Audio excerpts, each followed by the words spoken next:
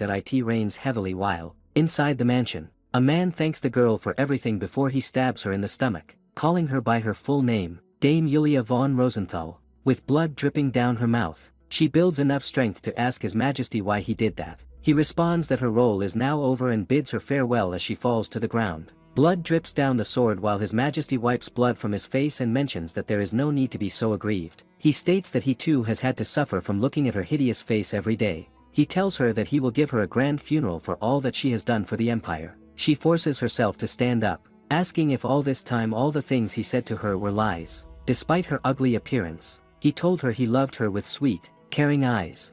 He pledged his love for her. She believed his words and vowed to protect him with her sword. She asks him if all those were lies. He stays silent before he tells her to think of it as a fleeting dream. He leaves the room while she realizes the price she had to pay for love was death and betrayal. She wonders if things would have been different had she been a beautiful woman. In her last moments, all she could do was blame herself for being a fool and trusting the Emperor's words, knowing that there was no way he could truly love her. If she didn't love him, she would have put her powers to better use. Suddenly, light fills the room, taking her aback. She wonders if the curse is being broken. She knows that she has waited for this moment for so long, and in her dying breath, she finally gets to see how beautiful her hands were. Julia von Rosenthal, the captain of the Imperial Guard, was betrayed by the man she loved and came to an untimely end. House Rosenthal is known as the Sword of the Empire and the protector of the Imperial family, but behind the glamorous curtains of the Empire's stage, it is also known as the Cursed Sword. She finds herself standing still, questioning what is happening. She knows she should be dead. Suddenly, she grits her teeth and wonders if the curse hasn't been broken. There is a legend that tells of the curse that has been afflicting House Rosenthal for generations. The founder of House Rosenthal, Howard von Rosenthal, killed Ariel, the Witch of Fire. Before she died, she placed a curse on Howard. The curse was that all his descendants wouldn't be able to survive past childhood. At the time, Howard had 2 children. His eldest son died at the age of 10 after suffering from a high fever. Then his daughter began suffering from a high fever. To find a way to lift the curse, Howard went to meet another witch. In the Ice Witch's castle, Iris the Ice Witch asked him if he wanted her help to break Ariel's curse. She told him that his child must master a swordsmanship style called Frozen. That was the only way, as Frozen had a powerfully chilling energy that could fight against Ariel's power. This swordsmanship style was specifically created to counter her powers. However, it had one critical side effect. He told her that it didn't matter, as long as his daughter could live. She smiled and mentioned that he got rid of Ariel for her, so she'd help him.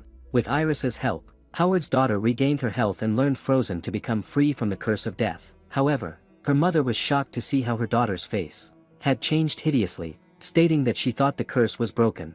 The side effect of Frozen's cold energy affects one's looks, changing them. When the child masters Frozen, she will regain her former appearance, so she should practice hard. Perfect mastery of the swordsmanship style was the only way to regain their original appearance, so it was like a curse was used to fight off another curse. Someone knocks on the door. It is a maid known as Judy, who tells her that she needs to start getting ready. She also notices that Julia looks a bit pale and questions if everything is okay. Julia notices that Judy also looks much younger, and she herself looks younger and thinner as well. She asks Judy how old she is now. Judy responds that she is 17, the same age as Julia. Julia realizes that if she is 17, that means she is 8 years in the past. She guesses that she really did come back in time. She didn't know this was possible, but what's more important is what she is going to do now. She thinks that she should try to lift the curse. She has all her past memories, so it shouldn't be that hard. The story was real and not just a legend. The moment Frozen is mastered, all curses will lose their power. She can still vividly feel what she saw before she died. She doesn't know if that was a dream, but if history repeats itself as she remembers it, she should be able to find out. She thinks to herself what she must do to avoid getting killed again. Suddenly, a thought comes into her mind, wondering if she should take revenge. Judy shudders while she calls out to Julia. Looking at her, Julia realizes that she must be scaring her. Julia says sorry to her, stating that she was just thinking of something. Judy responds that she was a bit worried and asks her if she is sure everything is alright. Julia tells her that she is fine, to which Judy questions if that is really the case. She responds that it is true. Judy realizes that should not be a problem. Then, this makes Julia question what she means. Judy tells her that she should be able to attend His Highness' birthday ball, totally taken aback. Julia wonders if today is the day. The Crown Prince's birthday celebration was the day she fell in love with him. She's aware that if she falls for the Crown Prince once again, she will be killed in cold blood once more. Yulia informs Judy that she's not going to the birthday ball. This shocks Judy. Yulia tells her that she thinks she's going to embark on a journey to train herself. Judy asks her what she means by going on a journey. Yulia tells her that she is going to train so that she can break her curse. Judy shakes Yulia, telling her that it's just a legend. Yulia tells Judy that it is not just a legend. The curse will be broken if she masters Frozen. Judy asks her why she must leave so abruptly. She asks Judy if she remembers the time she went to her first ball. Judy responds that of course she does. That day, Yulia became a laughingstock. Everyone jeered at her like she was a monster in a cage. When she was a child, she was afraid of people's sneers and ran away from them, but not anymore. Yulia grabs Judy's hand, asking for her help. The next morning, Yulia is all ready. As she ponders, she feels that she is ready to go now. She asks Judy if she would give her father this letter. Judy holds it but asks her to please not make her do this for her again. She has tears in her eyes. Yulia thanks Judy and tells her that she will come back soon. Yulia jumps outside as Judy, with tears in her eyes, wishes for her to take care of herself. After a while, her father, reading the letter, asks Judy if she means that Yulia left, leaving this letter behind. He knows this is not just any event. It is the Crown Prince's birthday ball. He asks Judy why she did not try to stop her. Judy apologizes to His Grace. She tells him that she couldn't let Yulia get hurt again. He sighs and states that if Yulia went as far as to write this letter, she must have made up her mind. However, that is no reason to be absent from the Crown Prince's birthday ball. He tells Judy that they will make an excuse that Yulia got hurt while practicing her swordsmanship today. He stands and makes it clear that they must not let anyone know she has gone on a journey. He asks Judy if that is clear. She responds yes. After a while, she is riding a carriage. House Rosenthal has served the imperial family for generations with no major setbacks. The Crown Prince will eventually become the emperor. To maintain good ties with the imperial family, Yulia should have attended the ball, but he thinks about what Judy said, that she just could not let Yulia get hurt again. He looks at the family picture and hopes that she has made the right decision. At the ball, the Crown Prince calls out to him. The Duke greets him back and hopes that the Crown Prince has been well. He responds that yes, he is, and then mentions, however, that he sees his daughter has failed to attend another one of the imperial balls. The Duke apologizes to him and responds that she got injured as she was training today. He asks if she was badly hurt. The Duke responds that luckily it is not serious, but she will need time to recover before she is able to walk. She will be in better health to attend the knighting ceremony, so he should please not worry. He pats the Duke's shoulder, hoping that she gets well soon. His attendant asks the Crown Prince if he would be retiring for the night. The Crown Prince ponders that Duke Rosenthal's daughter was the reason he came here, and without her, this party is nothing but a waste of his time. He sighs and thinks that, besides, he does not think he can stand their dreadful stares a moment longer. His attendant tells him that he will conclude the event shortly. The Crown Prince is already looking forward to the knighting ceremony. After she attended her very first ball, rumors about her spread like wildfire among the nobility. Soon, everyone was calling her the monster of the cursed House Rosenthal. It was all because of her ugly appearance. They turned her into a monster for such a reason. She was scared of seeing everyone's mocking gazes, so she began to avoid people entirely. It didn't take her long to get used to being in the dark. On that day 8 years ago, she looked at the Crown Prince as he approached her. She was taken by his gentle kindness and devoted her everything to him. She sighs and knows she cannot believe she trusted him. She is aware that he is only going to use her like he did before if she doesn't change. She grits her teeth and ponders that she has been living in the mountains of Limer for 3 months, and her 18th birthday is just around the corner. She knows that she must return soon for her father's sake. When the children of noble families with knighthoods turn 18, they pledge their loyalty to the imperial family and are officially knighted in the palace.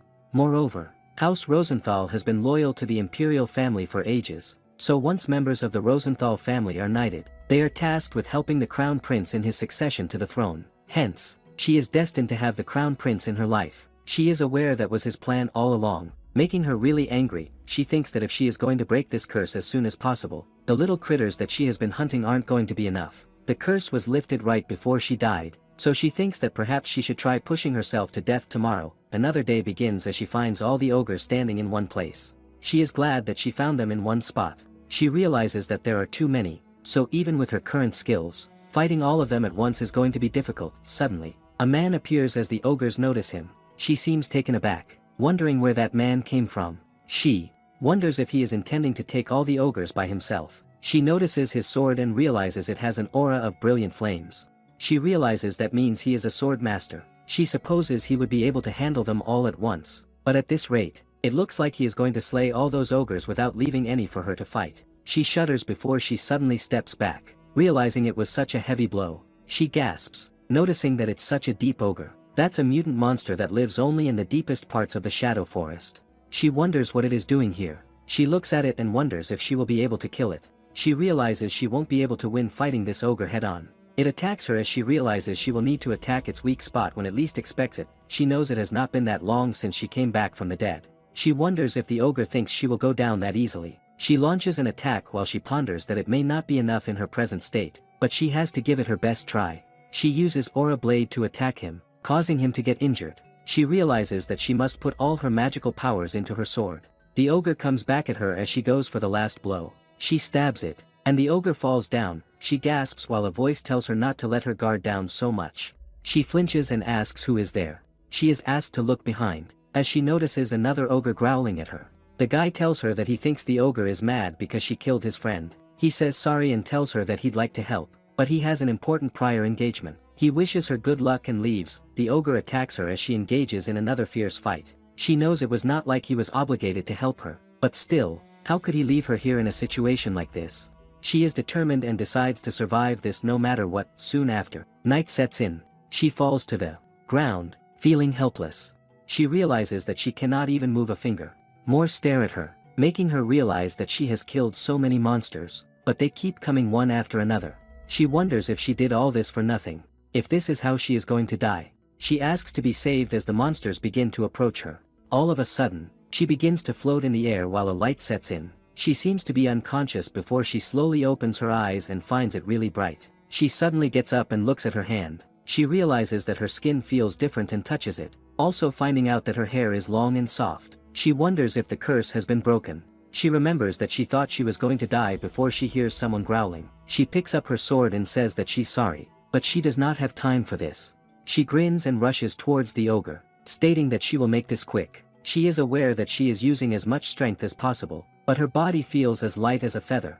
After a while, she looks at her reflection on the water, realizing that she really has changed. In the fight she thought would be her last, she had used up all her energy and collapsed. She woke up to find that her wounds were healed and the curse was broken. Also, her mana core was shining even more brightly. She looks at her sword and thinks that maybe she should blow some mana into her sword. She does that and notices that her magical powers are not as weak as they were before. Knowing it is a real Aura Blade, she becomes happy with tears in her eyes and wonders if she really has become a Swordmaster. She twirls in happiness, knowing that the curse has finally been broken, and on top of that she is a Swordmaster now. She thinks that her father will be so happy to hear about it before she realizes that cannot happen. Meanwhile, the butler asks the Duke if he is that worried. It has been 3 months since Yulia went away on the journey to train. The Duke responds that of course he is worried. If he was not the head of this household, he would have gone to find her already. The butler assures him that she will be back soon. No matter what people say, she is the greatest genius in the history of House Rosenthal. She would never be beaten by anyone, so he should trust her and wait for her return. He thinks about her, knowing that ever since she was a kid, she showed a talent in everything she did. The speed at which she absorbed magical powers defied everyone's expectations. Her ability to master swordsmanship far surpassed that of any adult. However, as a result of the family curse, her hideous appearance chained her down in this society. The Duke thinks that he did not go after her because he knows that as well, and as the butler said, he will trust and wait for her. Judy suddenly bursts into the room, informing the Duke that Lady Yulia has returned. The Duke suddenly shouts Yulia. She is sitting there, but the Duke does not recognize her and questions where in the world she is. Judy points at her, telling him there she is. Yulia rises and steps ahead. She calls out to her father. The Duke pauses and seems hesitant. Judy mentions that it really is Yulia. The knight tells his Duke that he found this with Yulia. He realizes that it is the emblem of House Rosenthal that he gave Yulia on her birthday. He asks her if she really is his daughter, as she responds yes. He reaches for his sword as he mentions that if she really is his daughter, she should fight him with her sword. She grins and takes the sword from the knight. They begin the match. Both of their swords clash before Yulia defeats her father. He thinks that from her sword skills he can tell it's Yulia. He calls out to her, knowing that she is finally home. With a gentle smile on her face, she drops the sword and rushes to hug him. She happily tells him that she has become a Swordmaster. He responds that he is very proud of her. The butler also has tears in his eyes as he congratulates her, knowing she has finally done it. Judy sobs and excitedly tells Yulia that she is amazing. Yulia thanks Judy for her help and reminds her that she came back as she promised. Judy embraces Yulia, expressing that she is so happy for her and tells her to not ever leave them again. The Duke questions why they don't go inside now. They then head inside. Meanwhile, all the maids soon begin to talk about the return of Yulia, realizing she has changed and that her curse was lifted. They realize it wasn't a legend after all. That means Lady Yulia is the first one to break the curse in this family, finding it very incredible.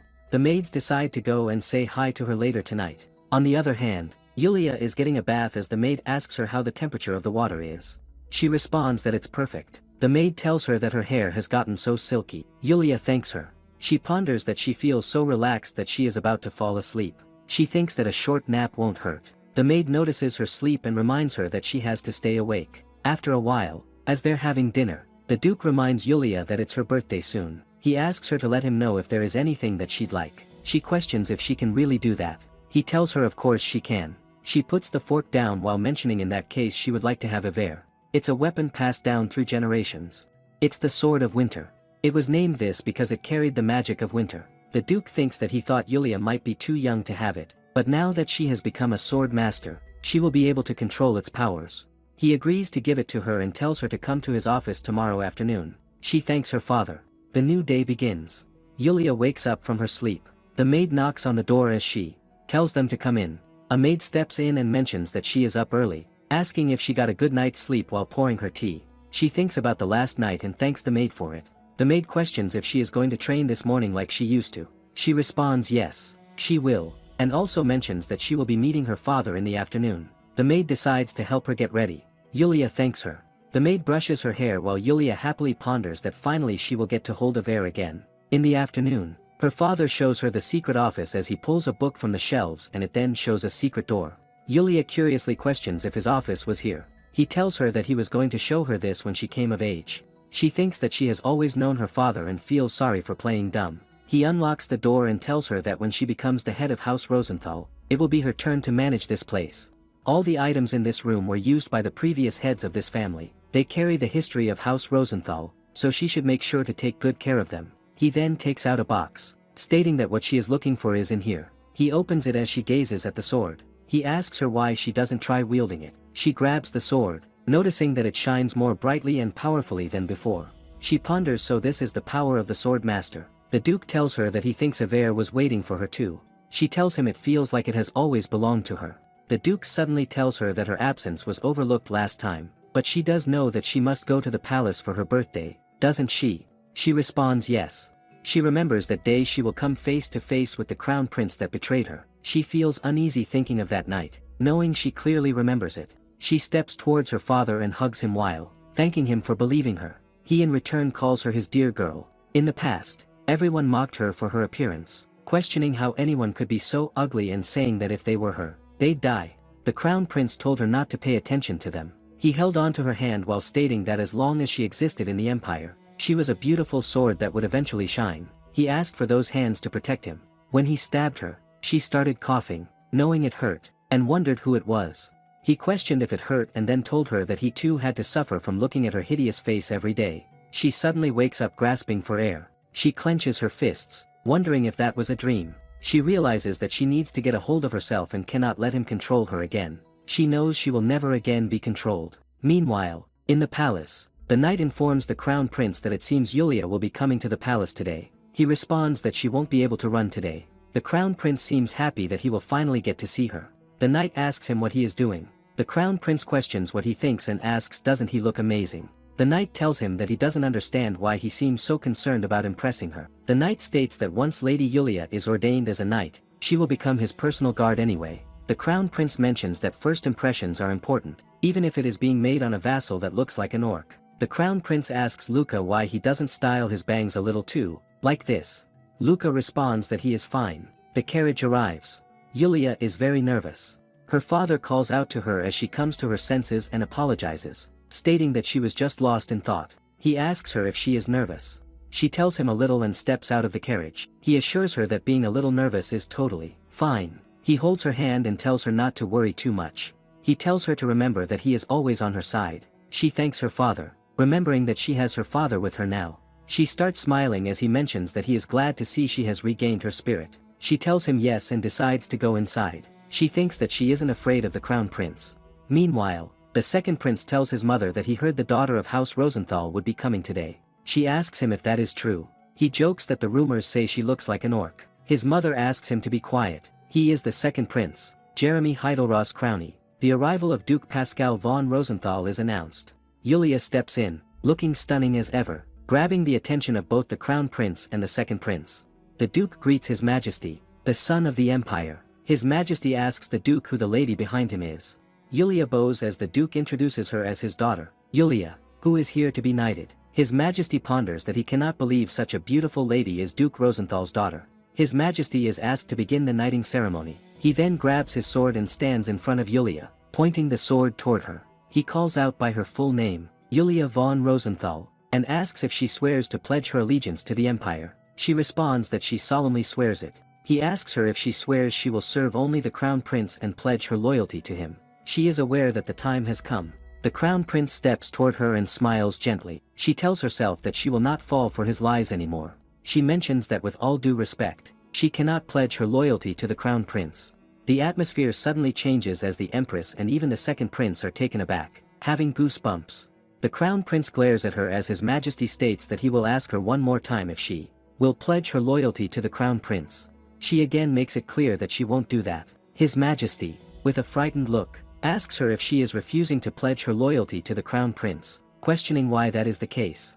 She asks him to forgive her and mentions that she cannot swear allegiance to the crown prince alone, stating that she wants to use the sword for the crown empire only. He asks her if she wants to pledge her allegiance to the empire. She responds that is true and that she begs him to allow it. Her father ponders that the emperor's orders are absolute. She must know that to disobey his majesty's orders is tantamount to treason. He clenches his fist and wonders what she is even thinking. The emperor asks her if she can take responsibility for what she just said. She responds that she can. The crown prince tries to interrupt, but suddenly the duke bows and asks his majesty if he may say a word. Yulia seems confused as the duke mentions that his daughter has become the empire's fifth swordmaster, shocking the empress and the second prince.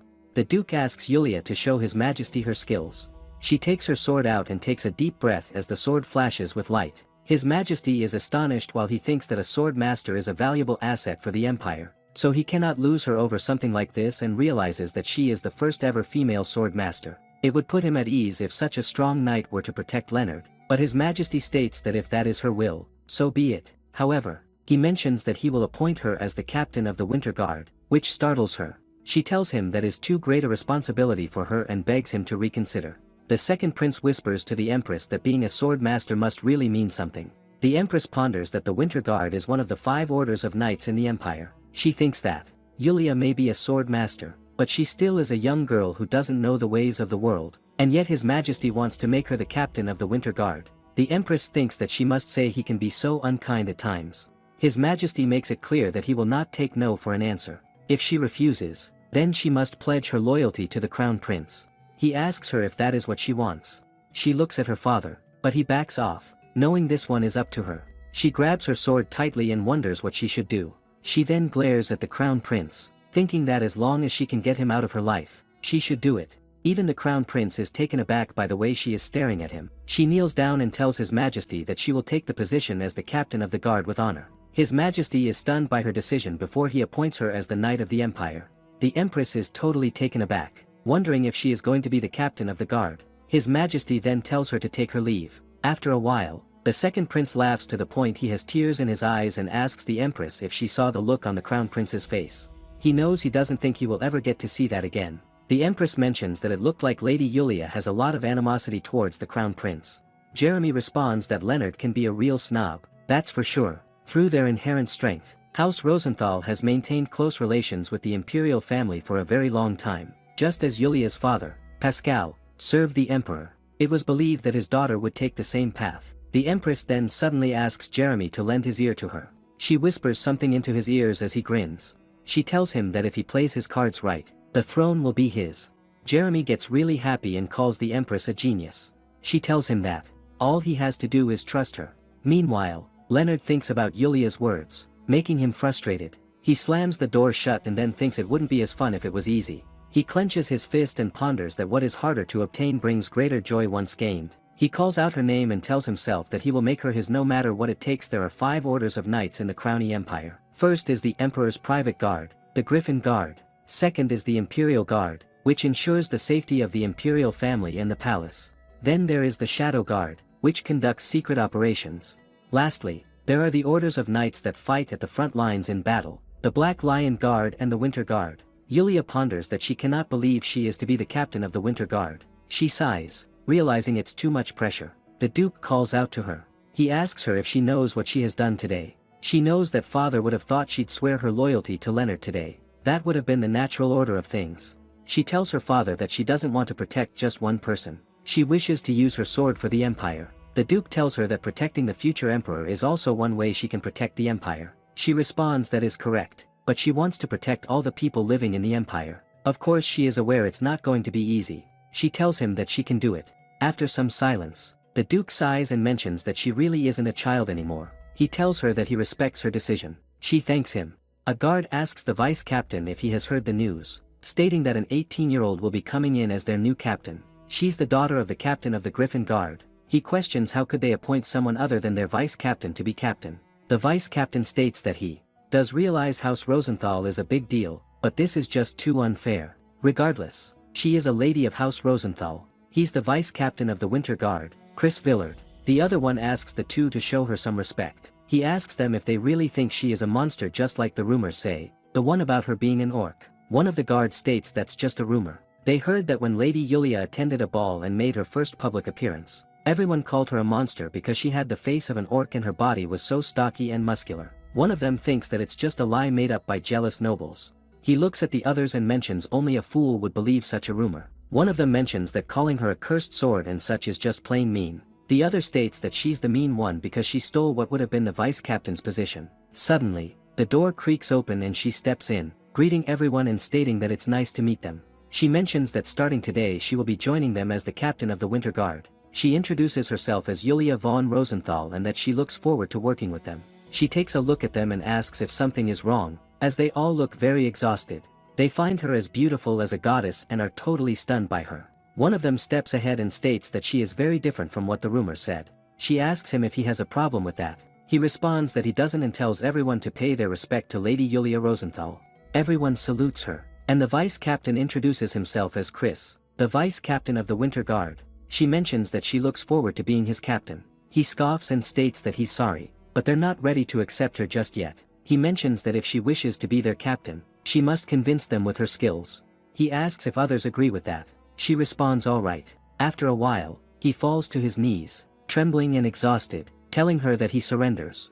She looks at everyone and asks if that is all the Winter Guard is made of, stating that she is disappointed. However, she looks at Chris and states that she thinks he might be able to change her mind. She asks him what does he say. He clenches his sword and stands back up. Everyone murmurs that she fought over 10 men, yet no one has even managed to graze her. They think that at this rate, even their vice captain wouldn't be able to win against her. Chris seems to hold a grudge against her as he ponders that if it weren't for her, he would have become the captain. That position should have been his. He thinks that he must defeat her at all costs.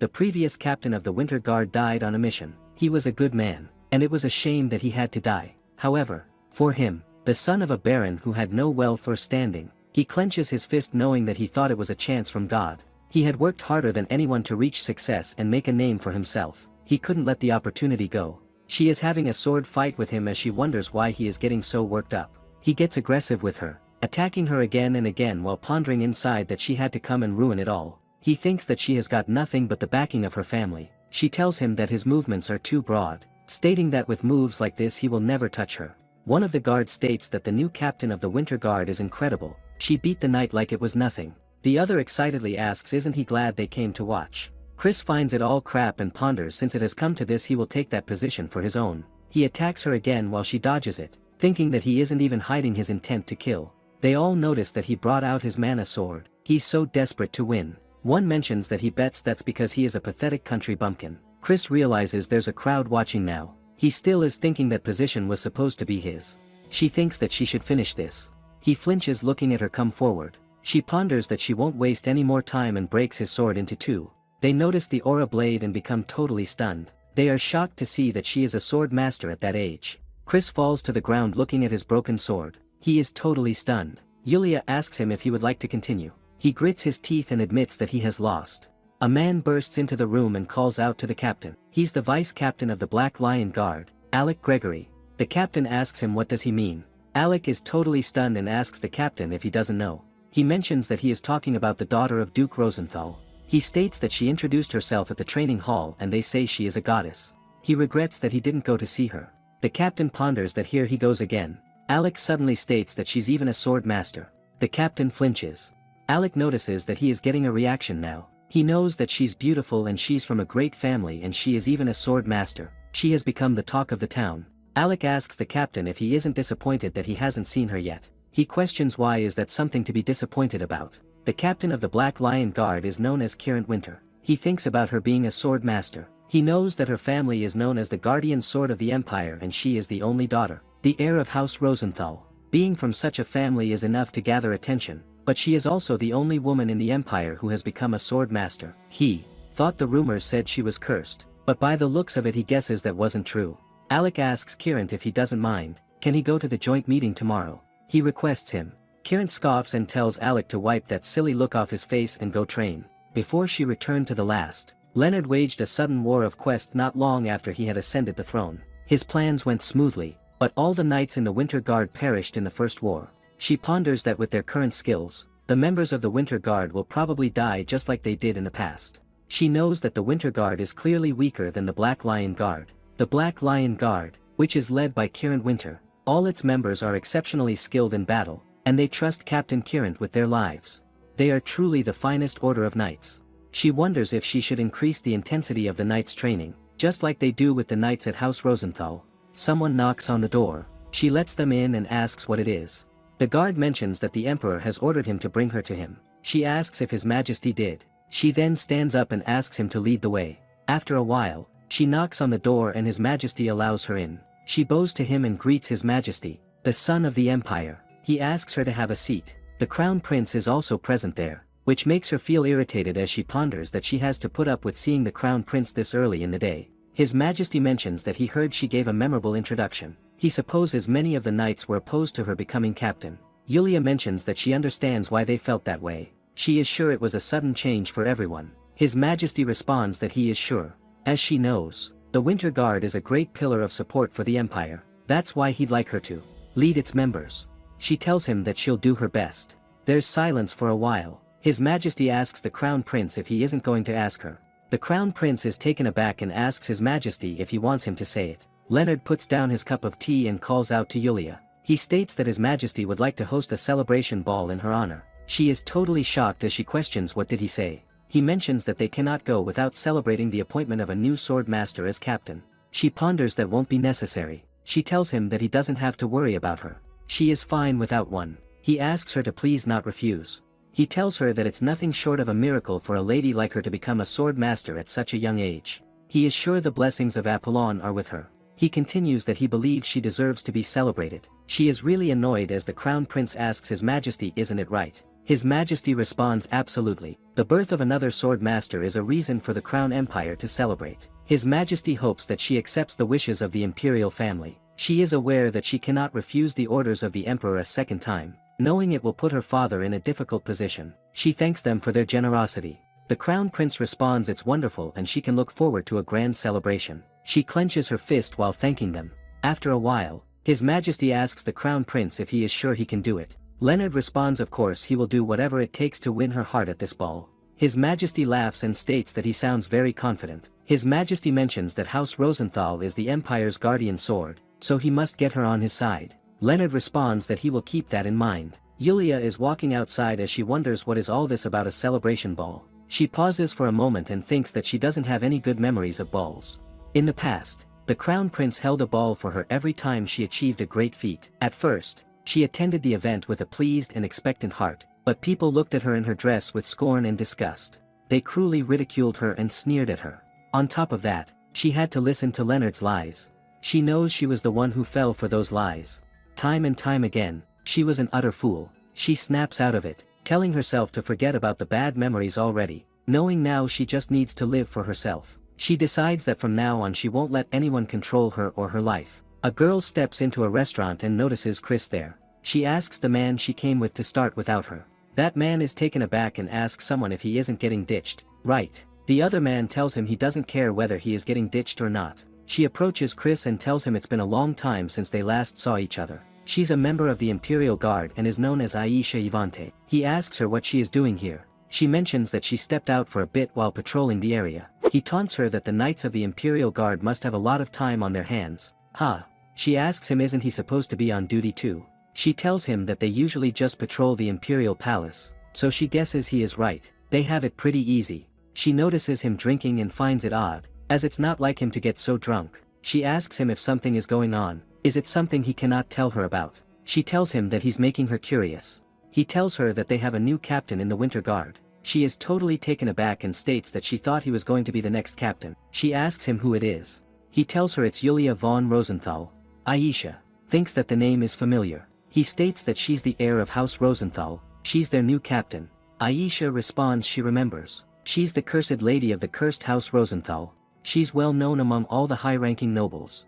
It doesn't seem like she's cursed. She then asks Chris how does she look like. Is she prettier than her? Chris sighs and tells her that she is giving him a headache and asks them to just go. She hugs him, telling him to not be like that. He gets irritated by her and tells her she's making him uncomfortable. She should get off him. She is taken aback, stating that she thought he said she meant everything to him. He responds that was a decade ago. She gets annoyed and pushes him, making him fall down. She tells him that she won't listen to his drunken tirade either. She'll get him back for this by marrying a wealthy noble. She asks him to take it easy and call it a night. Meanwhile, Yulia ponders that come to think of it, Chris was supposed to be the next captain of the Winter Guard. She feels kind of bad for him, even though it was unintentional. She swooped in and stole his place.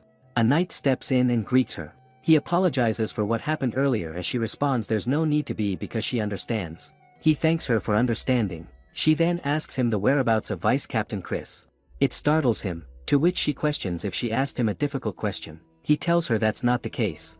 Another knight steps in and informs her that the vice captain should be in the lounge. She asks him if that's true. He responds that he ran into him just now. He also apologizes for what occurred earlier. She tells him it's all right and that she'll be right back. The other one seems worried and asks Roland if he saw how the vice captain was doing. Roland responds yes. He has been drinking since noon and was completely senseless. He then realizes what he did and thinks he should not have said anything. They know it's too late. Meanwhile, Yulia knocks on the door and calls out to Chris. She tells him that she has something to discuss with him regarding the training manual.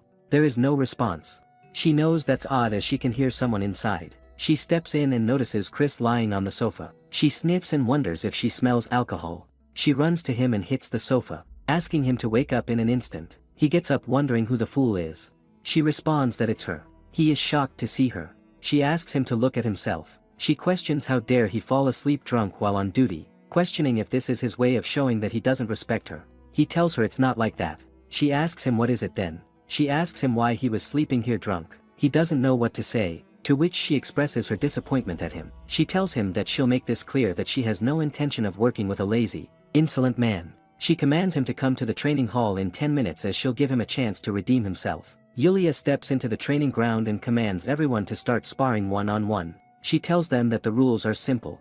After getting into pairs, they are to fight each other with these wooden swords until sundown. She glances at Chris stepping out. She also reminds everyone, as they all know, the use of magic is prohibited while sparring. She mentions they may now begin. She is then competing with Chris and states that he is too slow, questioning if this is the best he can do.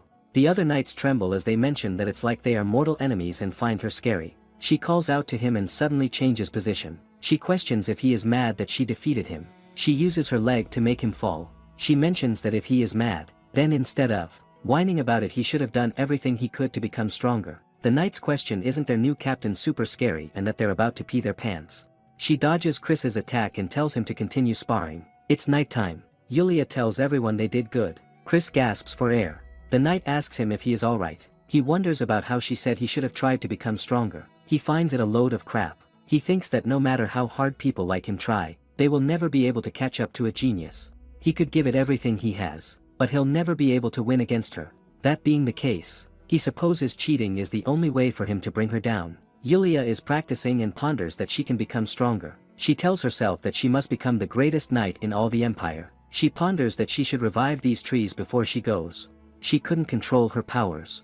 She suddenly is shaken and begins running, wondering what is this power. She realizes it's more powerful than that of most humans, and with a power like this, it could be a supernatural intruder. She even hears roars, making her wonder if it could be a dragon. She freezes as she notices a man. She wonders, isn't he the captain of the Black Lion Guard, Kieran Winter? He is using his powers while she peeks at him, admitting that he has got incredible focus. He suddenly asks who is there, telling her to show herself. He states that he will cut her down if she does not reveal herself. She steps in front of him and apologizes, mentioning that she did not mean to intrude. He wonders if she is a member of the Winter Guard. He notices that she is carrying the Great Sword of Air. He had heard it was in the possession of House Rosenthal. He asks her why she was watching him train. She steps toward him and states that it is because she sensed someone wielding immense energy moving about near the Imperial Palace. She asks if it is not natural for a knight walking by to come check whether the person is an intruder. She tells him that she did not mean to watch and, in any case, she is sorry to interrupt. He understands and tells her that he heard a new captain joined the Winter Guard.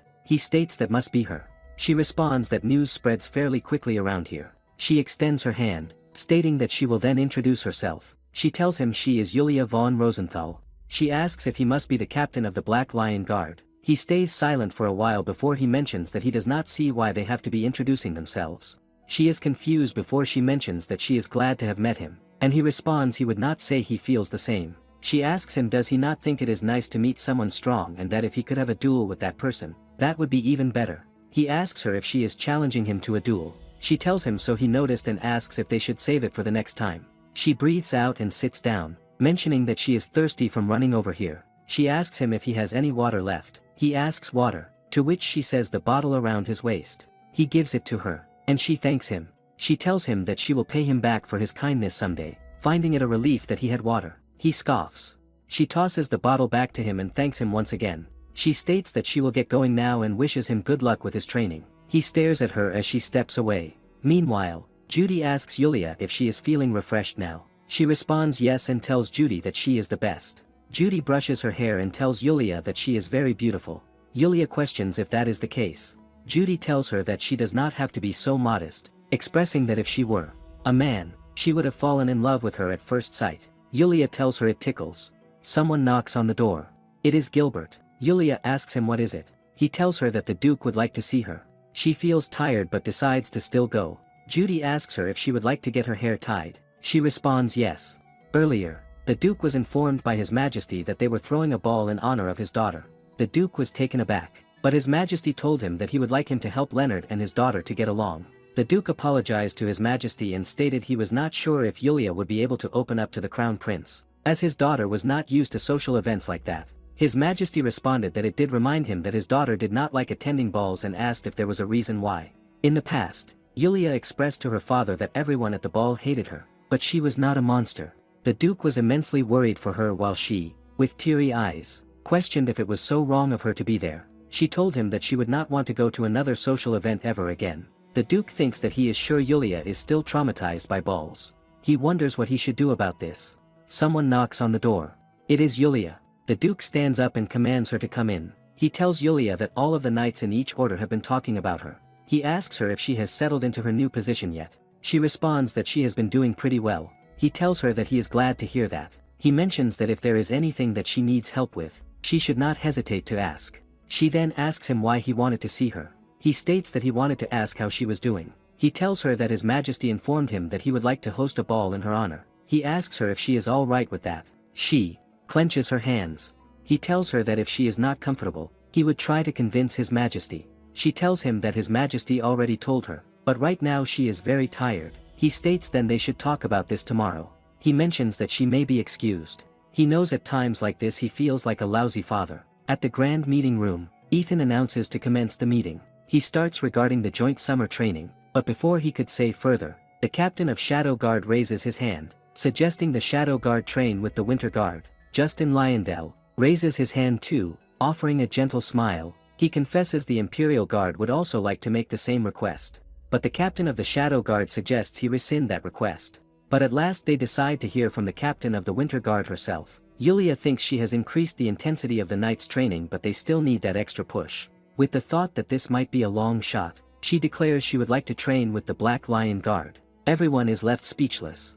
Justin turns to Yulia, saying perhaps she doesn't know this but training for the Black Lion Guard is nothing short of hellish. The number of nights that collapsed while training would reach mountain tops. Justin further asks if she knows how hard it was for him to console the knights. She gently smiles and says that makes it even more interesting. The man then turns to Captain Kieran and asks what does he think. He responds he accepts. Right now, the Winter Guard is like a blunt sword. To keep its members from dying like they did in the past, they must hone their skills to become sharper and stronger. Julia says thank you while gently smiling. She's sure the knights will grow tremendously after the joint training. When it is finally over, she stretches her arms. Kieran moves in behind her and says they'll be leaving for the Lufus Mountains in 15 days. He warns her not to be late. Justin then approaches her, saying to come to him if the training gets too hard. She thanks him but assures him she will be fine. The captain of the Shadow Guard also steps forward and asks Justin why doesn't he get the Knights of the Imperial Guard to train a little harder. Justin turns to him and replies he was going to do that anyway. Ethan then approaches Yulia and says Captain Pascal asked him to bring her to him after the meeting. So if she has no other plans, she should come with him. Surprised, she wonders father did. Ethan guides her to the training grounds where Pascal is training the knights. Her father tells her celebration ball will be held at the Grand Imperial Ballroom in 5 days. The Grand Imperial Ballroom is only used for important events. Normally they don't even let visitors inside. She questions why. She's not even a member of the imperial family. According to Pascal, the Crown Prince made the arrangements. She bitterly thinks how annoying. Her father notes her reaction and says she doesn't seem to like him. She honestly admits she feels a bit overwhelmed. She cannot believe a ball is being held for her in such a place. He knows it is not easy, but requests her to try to endure. His Majesty already sent them invitations. Yulia thinks he doesn't waste any time, does he? Later, Alec exclaims. Is that really true? Are they really going to be training with the Winter Guard? Kieran replies not to make him repeat himself. A smile lights up his face, as he says with the goddess around, he guesses this year's summer training won't be as hellish. But then Kieran shoots him a little glare, followed by his declaration. He doesn't like that look on his face, so they will have everyone spar today instead for the training session. He jolts in his place, prompting Kieran to ask him if he has a problem with that, as if daring him to say yes. Alec replies it is not that, but didn't they spar yesterday? He bets all the knights are looking forward to his guidance. But he replies, he will make sure to take care of him first. Poor Alec sheds a tear. On the other hand, Yulia faces the knights and announces they will be joining the Black Lion Guard in a joint training this summer. The knights do not seem very happy to hear it. She adds in 15 days they will head to Lufus Mountain with the Black Lion Guard. Now that they know, she wants them to get ready and make sure there are no setbacks. Chris thinks a joint training with the Black Lloyd Guard this is going to be a pain. She then turns to him and asks what is he thinking about, and then questions if they received the shipment of new weapons. He replies they did. The swords are all in storage now. They are all new and the blades are very sharp. She tells him to go and check with her. She just wants to see the weapons for herself. As she inspects them, she realizes they really are in good condition. They are light and sharp. A knight's most important weapon is the sword, so they should take extra care of them. She acknowledges his good work and requests him to replace everyone's sword with these. Cedric receives a celebration ball and explains to Aisha that he thinks His Majesty is hosting the ball because he deeply cares about House Rosenthal. Aisha knows a lot of high-ranking nobles will attend this event, so she cannot miss out on a chance like this. He apologizes to Cedric, appreciating his request, but she doesn't think she can go. He asks Aisha why. She admits her dress is too raggedy, so she's afraid people will make fun of him if he brings her as a partner. Cedric tells her she doesn't have to worry about that. He will buy her the most luxurious and beautiful dress there is. She asks is he sure she can accept that? He replies, of course, and offers to take her to a boutique on their next day off. She suddenly jumps into his arms, while thinking to herself, she's going to be the belle of this ball. The next day, her maid looks around for Yulia. The other maids inform her they think she's in the training hall. They then add they heard Lady Yulia is attending a ball soon they wish they could go too. Judy bursts through the door and exclaims that she needs to get ready to go out. Yulia, surprised, asks what's going on, pointing out that it's still so early in the morning. Hint of excitement. Judy reminds her she has only 5 days left before the ball. They have to get her dresses and jewelry. She says she doesn't need a dress. She's going to wear her knight's uniform. But Judy blurts out no glamorous dresses and jewels are the highlight of a ball. They are what every woman dreams of. She adds also the ball is being held in honor of her. She is lovely in a uniform, but she will look great in a dress too. Even His Grace seemed to be looking forward to it. Yulia asks why. She replies she doesn't know, but when the date of the ball was set he called her over and said he didn't care how much it cost. He wanted her to pick out the most beautiful dress in the empire for Yulia. Yulia, still concerned about her uniform, asks so she cannot wear it. Judy replies well, she could but she wants to see her in a dress too. In that case, Yulia guesses it wouldn't hurt to try. She then asks if they shall start getting ready. She has made reservations at a famous boutique. Yulia questions when did she make the reservation. Judy admits she went as soon as the date of the ball was set. She thinks to herself she knows Lady Yulia doesn't like dresses and balls. But she doesn't want her to feel so small anymore. Later at the boutique, Judy exclaims that dress looks great on her. Yulia, already feeling tired, gazes at her reflection in the mirror, thinking all that has changed is her appearance. But she didn't feel miserable when wearing a dress anymore. All this time her looks were the reason why she has been living in fear. She tries to convince herself it is not even that big of a deal. Judy calls out to her, suggesting why doesn't she try on some other dresses. She looks horrified at the prospect of trying on more dresses. But she ends up trying several more. Later, Judy tells her she's glad she found a dress to her liking. Yulia returns the smile and admits that wasn't easy. Then she suggests since they are here, why don't they get her a dress too? Judy blurts out no, a dress is too much for her. It's not like she'll be going anywhere either. Yulia says that in that case, Judy should let her know when she needs one, say, for her wedding. Judy is startled but then begins to grow shy. Just then, they're interrupted by someone yelling, demanding to know how they could turn away other customers just because someone had reserved the whole place. Someone pleads with her to stop yelling, saying the daughter of a duke is her here. But Cedric says they're just giving excuses to refuse them service. Aisha holds his arm, telling him to stop it. The woman requests them to leave if they're going to make a scene. Yulia walks in, quickly recognizing Aisha. Before she came back to the past, when she had joined the Imperial Guard, Aisha was jealous that the Crown Prince cared for her. So she used all sorts of cunning ways to ostracize her. When she moved to a different order of knights, she didn't see her again and had forgotten about her. She finally speaks up, remarking they must be members of the Imperial Guard, introduces herself as the captain of the Winter Guard, Yulia von Rosenthal, and declares if they consider themselves two knights they should show respect for a senior officer. Cedric watches, recalling Rosenthal as the cursed family. He cannot believe the rumors about the new captain were true. Aisha watches her as well, realizing she was the one Chris was talking about. Cedric lowers his head, apologizing profusely, and tries to push Aisha's head down as well, but she snaps at him to let go of her. Yulia snaps that if they're truly sorry, they should leave immediately. Outside, Aisha whirls on Cedric, fuming as she asks if he's out of his mind and adds that the whole thing was incredibly embarrassing. He hesitates before admitting in a low voice that he doesn't think he can take her as his partner. Aisha turns sharply to him, demanding what he just said and reminding him that he's the one who asked her to come with him. He says he didn't think it through. If he makes her shine at the ball, it would be disrespectful to Lady Yulia, who is the real star of the event. She bites her lower lip in frustration, thinking what has gotten into him. Did he fall in love with her or something? She clenches her fist, thinking if he thinks she won't be able to find someone else as a partner. Now she is determined to attend the ball for all to see. Then she will make sure to put him and that woman in their places.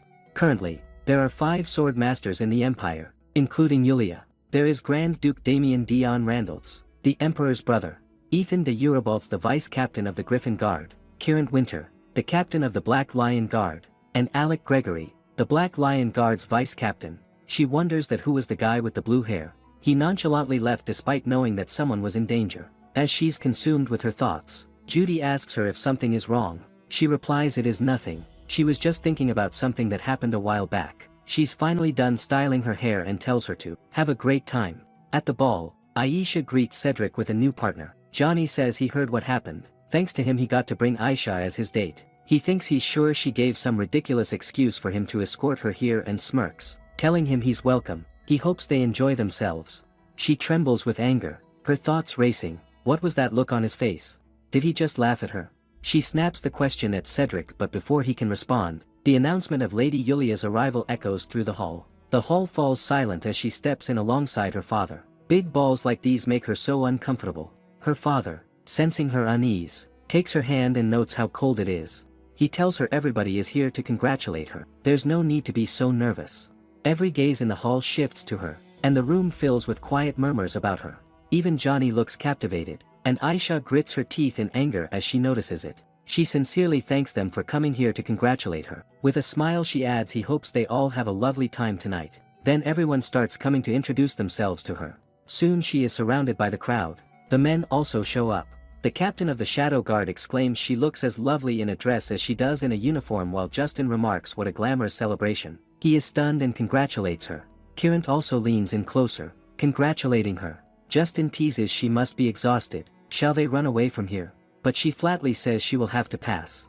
Later the crown prince joins in, congratulating her and asks if she likes the ball he has prepared for her. She doesn't look very pleased to meet him. The others begin to greet him, but he tells them there's no need to be so formal and declares he's only here to see one person. He then tells Yulia she's looking as lovely as ever today and drops a kiss on her knuckles. He remarks since tonight is her night, he would like to have the first dance. She asks him to forgive her, but she has been so busy training that she never had the chance to learn how to dance properly. He says that it's all right, he will take the lead. She warns she may even end up hurting him. He holds her hand and declares it is another thing he cannot take. As they dance across the floor, she deliberately stomps on his foot and casually offers an apology, reminding him that she's a clumsy dancer. He forces a smile and tells her it's fine, not to worry about him. Moments later, she bumps her head against his chin and steps on his other foot, again murmuring an apology. Watching her closely now, he begins to tremble with fear, realizing she's doing it on purpose. When the music ends, he nervously thanks her for the lovely time and excuses himself, saying he has some matters to attend to and will leave her to enjoy the party. Later, she steps out onto the balcony, only to find Kieran standing there. She asks what he's doing here. He responds with a question of his own, asking why she isn't inside enjoying the party. She admits she doesn't particularly like balls. As she stands by his side, he finally asks why did she ask to train with the Black Lion Guard. She replies, isn't it obvious? That's because her knights and she have to become stronger, so she chose the strongest guards to train with. He ends up smirking and remarks, truly, she thinks, like a captain. Calling his name, she turns and declares she is going to become stronger than him someday. He will look forward to that day. Later, his friend tells the crown prince earlier when he was dancing with Yulia, she stepped on him on purpose. Luca snaps, what is he saying? That is impossible. He stares at him and insists it is true, she hurt him on purpose. Luca is more concerned. With the way he's looking at him, he starts moving, unable to fathom why would she do that. He doubts it's because she hates him. He deludes himself into thinking he's sure it is just a woman's way of showing a man her affection. He then asks him, why do women do that? Does he do that too? Damien follows him with a smirk, thinking he knew it. He is glad he followed him. Just as he thought, the daughter of Duke Rosenthal doesn't like his brother. This is going to be interesting. Yulia sits in the corner of the garden, hoping there is no one around. It would be embarrassing if someone were to see her, but she has no choice right now. She wonders how do other ladies manage to wear the heels all day. She's only just starting to relax when a sudden awareness of another presence makes her jolt. It is the man with blue hair. He says he didn't think anyone would be out here. She flinches, recognizing that voice. He casually starts moving towards her, saying he's not a bad person so she doesn't have to be so scared. He's sorry if he startled her. She shoots him a glare which he swiftly ignores and asks her what is she doing here by the fountain. He is the guy Yulia saw at the Limir Mountain. It is definitely him. She asks him, didn't he go hunting for ogres in the Limir Mountains a couple months ago? He asks how does she know? She adds then he must have seen someone nearly dying from fighting a mutant monster. Is she right? He admits he remembers that. Then with a bright smile, he exclaims he was too busy to give that person a hand. He wonders if they survived. Without hesitation, she grabs his collar and yanks him toward her, spitting out that thanks to him, she managed to survive and is standing right before him. She actually looks perplexed as she questions how could he just leave like that? She almost died. He blurts out he doesn't know what she's talking about, and tells her to let him go. They can talk this out, but she shakes him, demanding an answer now. He finally asks is she saying that was her? She shoots back he doesn't believe her. He looks away while she spits through gritted teeth. He left her on purpose, didn't he? He calls it preposterous and points at something. As she follows his hand, he suddenly slaps hers away and leaps into the tree. From the tree, he remarks, it looks like they have taken the wrong turn, and hopes she has a good night. After that, he disappears and though she calls after him, he doesn't respond. Determined, she follows and soon spots him again, shouting for him to stop right there. He turns to face her and asks what is she going to do to him, to which she snaps he will give her a good beating. Panic flashes across his face as he realizes he needs to act fast. He activates his powers and shoots into the sky, shouting she doesn't even know why he is angry, but maybe she can try to let it go.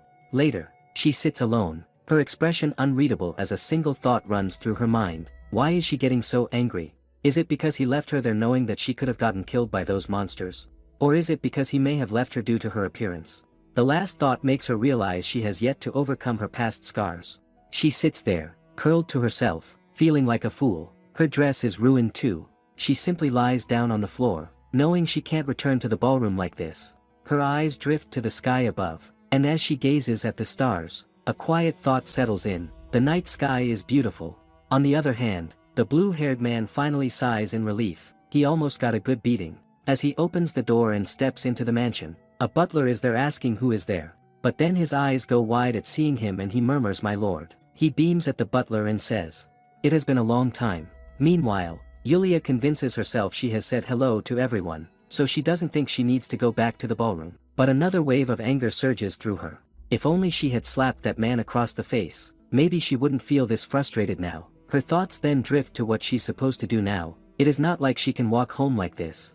But then a voice softly calls her name. She turns her head to find Kieran standing nearby, his expression unreadable as he asks what is she doing there. She blurts out he didn't come out to find her, did he?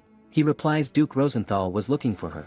She beams at him, saying she's so glad he came. He observes her and asks if something happened. She replies it is a long story. She then asks him if he would mind telling her father she's here. He calmly states why doesn't she go and tell him herself. She hesitates before admitting the thing is things got a bit bad. As he can see she doesn't think she can go back looking like this.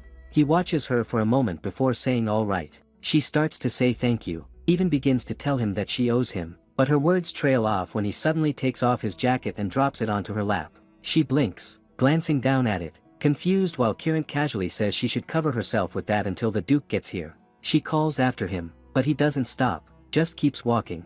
Aisha, having listened to everything from the corner, turns away in disbelief. There's no way Kieran, cold and hard as nails, just had a normal conversation with a woman. She starts biting her finger in frustration. She had tried to make a move on him countless times, yet he never even spared her a glance. She wonders why that little fox. First it was the crown prince, and now she has also seduced the captain of the Black Lion Guard. She turns to her again, bitterly musing what is her secret. She drops down, leaning against the pillar, trying to convince herself it's all because her father's standing in her prestigious family background. Fire flickers in her eyes. She hates the nobility.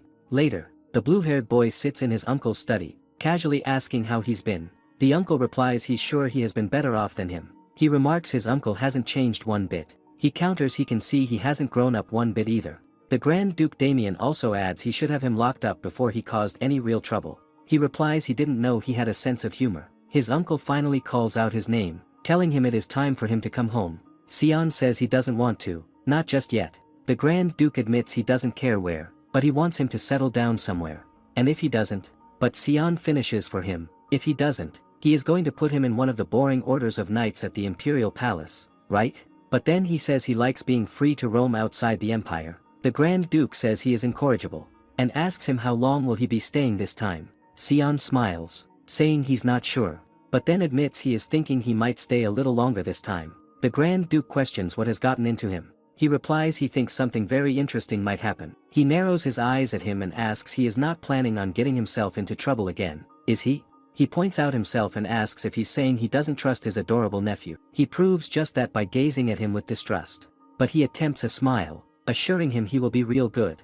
The Duke wants him to promise, so he flashes him wide puppy eyes, and says are these the eyes of a person who is lying to him? Having no other choice, he just dismisses him to go and rest. He freezes at the doorway when his uncle, almost as an afterthought, says that His Majesty has been asking about him and he should go visit sometime. He replies he will. His Majesty looks down at the locket that holds his sister's picture. It will soon be the anniversary of Irina's death. His little sister died protecting her son in a fire. Irina's son Cion miraculously survived, but since it was a major incident involving the death of a princess, Cion was blamed for causing the death of his own mother. As a result, he ended up running away from the palace to aimlessly wander the outskirts of the empire. His Majesty thinks Cion is Irena's one and only child. He must do everything he can to help him settle down in the empire. He cannot stand by and just watch Irena's son live a vagabond life. On the other hand, Cion thinks whenever the anniversary of his mother's death approaches, the emperor always wants to see him. He is sure he is trying to remember his mother through him. Whenever he returns to the empire, the tormenting memories of his childhood come back to haunt him. He sighs, murmuring that's why he didn't want to come back. He stops when he senses something behind him and turns, only for a woman to leap into his arms. It's Luciala, and she's glaring up at him. He says with a smile, "It's been so long," and asks how has she been. She snaps she doesn't know. Does he have any idea how worried she has been? He laughs softly, "But he came back." She shoots back she knows he's just gonna leave again. She sadly asks, cannot he at least write to her? He knows how worried she gets. He only offers an apology and suggests a piggyback ride to make up for it. She replies fine, but wants him to stop treating her like a kid. He questions what can he do to make her feel better. He smiles at her. She looks at him with tense eyes and blurts out he reminds her of the crown prince. He sighs, guessing this sort of thing doesn't work on a child like her. She fires back she's not a child. She starts dragging him down the hallway, saying she has to tell her all about his travel tonight. The poor boy is tired and pleads with her to do it tomorrow, but to her ears a night-deep party sounds so exciting. Seated across from the vice captain in a lively restaurant, Aisha fumes as she declares that the tramp ruined everything at the ball. She insisted he should have seen the way that woman flirted with every man in the room. But he simply tilts his head and replies that she didn't seem like that kind of person. Outraged, Aisha shoots up from her seat and yells if he's really taking that woman's side right in front of her. He stays calm, brushing her off and telling her to stop talking nonsense and get to the point. Her expression shifts into a grin as she picks up his glass and tells him to drink up. Then, with a falsely sweet tone, she says she heard he'll be training with the Black Lion Guard. The vice captain raises an eyebrow and asks what about it. She didn't call him here just to laugh at him for that, did she? Aisha chuckles and tells him he knows she'd never do that. She says she brought him a gift. She places a dagger on the table and tells him to take it. He eyes it and asks what it is. She replies that it's a dagger as if he can't see that for himself. He retorts dryly that yes, he can tell. She admits she's heard a rumor about him and the new captain. She guesses he doesn't like her either. The vice captain responds flatly that there's nothing to like or dislike. Aisha stares at him and says he doesn't need to play coy with her. If it weren't for that woman, he would have been captain. He flinches, his eyes narrowing, but she pushes on, saying she knows that's what he's thinking. He looks up at her, asking what exactly it is she wants to say. Aisha calmly replies that she wants him to give the dagger to his captain, that she will accept it if he says it's a token of reconciliation. The vice captain asks why. She smiles and says simply, because this dagger will change his fate. His entire demeanor shifts in an instant. Eyes wide, he shoots to his feet, knocking something over with a loud crash that draws attention from nearby tables. He grabs her wrist roughly and demands to know what she's done to the dagger. She cries out that he's hurting her, but he only tightens his grip, glaring at her with intensity as he demands the truth. She snatches her hand back, muttering that she gets it, then cradles it herself, wincing slightly. He didn't have to grab her that hard. She then picks up the dagger, turning on her heel as she announces that they need to go somewhere they can talk in private. Stepping down the stairs, they head to a private room where Aisha settles on the edge of the bed, clearly unsure where to begin. Her gaze flickers to him as she finally asks if he remembers their first meeting, back when he had just run away from his hometown and she was a fallen noble lady, both of them orphans with nowhere to go, shivering in the cold while settling in a shady part of the city. He looks at her, confused, asking what that has to do with anything, but she urges him to just hear her out. Looking down, she asks him to remember the time when her mother died shortly after they met, suffering from tuberculosis. They didn't have the money to afford even the most basic treatment, let alone something more advanced. As a young girl, she could do nothing but cry while holding her dying mother's hand. In the midst of that sorrow, a single thought struck her. She didn't want to live like this. That day, she realized she wanted to live in a warm, cozy manner, and in order to achieve such a life, she must do whatever it takes. She smiles brightly, admitting that's why, if they truly want to live a happy life, they need to be prepared to do whatever it takes. He says he's sorry to hear about what happened to her mother. Aisha then reaches into her cloak and whispers his name, telling him she knows he also dreams of climbing the ranks and living a better life. Pulling out the dagger, she reveals that it's laced with a musk that attracts monsters. His eyes widen in shock as he stands, speechless, and she tells him that if that woman disappears, they'll finally get another chance. Completely shaken, he yells at her to explain in words he can actually understand, but she simply looks at him, still holding the dagger, and asks what there is to explain. She only wants that woman to die, and everything to go back to how it was before. He yells at her in disbelief as she continues, spitting out bitter words about how nobles are all the same, taking everything as if it rightfully belongs to them just because of their high birth. She says she doesn't care whether the captain lives or dies. He begins to feel nauseous, her words turning his stomach, but she goes on. If she goes away as a result of this, that would be great for her. In the end, they're just taking from that spoiled princess what is rightfully theirs. Suddenly, he grabs her by the shoulders and shakes her violently, shouting that nothing was stolen from them and she needs to get that through her head. He yells that the person she's trying to harm is from House Rosenthal, a trusted aide of the imperial family. Trembling, he warns her that if they get caught, neither of them will live to see another day. His voice shakes as he admits he's afraid that she's become too cruel. But looking down, Aisha softly asks why they should already be afraid of failure. Smiling again, she says, "No one smelling of monster-attracting musk could possibly survive in a mountain full of monsters." His frustration boils as he grits his teeth, questioning why she would go so far. He drops to his knees, overwhelmed, feeling completely defeated. Aisha kneels beside him, gently placing her hand on his shoulder, calling his name as she tells him she believes she'll only be happy once that woman dies. Hugging him close, she continues, whispering that woman has everything, and she hates her for it. She then asks him to help her because he's the only person left on her side. Chris's heart sinks in disappointment, his thoughts screaming her name, while Aisha, feeling his arms resting over her, believes she's finally getting through to him. Elsewhere, Yulia swings her sword with fierce intensity in the moonlit garden. Her maid, Judy, sits at a distance, worry etched across her face as she watches her lady move faster than usual. As soon as Yulia notices her, she calls out, asking how long she's been standing there. Judy replies that she's been watching since training began and offers her a towel. Yulia blinks, surprised she hadn't noticed her earlier, and wonders if something bad might have happened at the ball. Judy, hesitant, finally gathers the courage to ask if she can stay with her tonight. Yulia looks at her, asking if she's sure, and Judy, frustrated and emotional, explains that she couldn't help but worry after seeing her return that way. Gathering more courage, she gently asks if something happened at the ball. Yulia, seeing through her concern, assures her that everything was fine and then asks if this is because of what happened a long time ago. Judy turns her face away, gripping the towel tightly. Yulia asks her to look at her, her expression kind, and assures her nothing like that happened. As the moonlight glimmers on her face, she smiles and asks Judy if she isn't still the same as before, her tone warm and playful.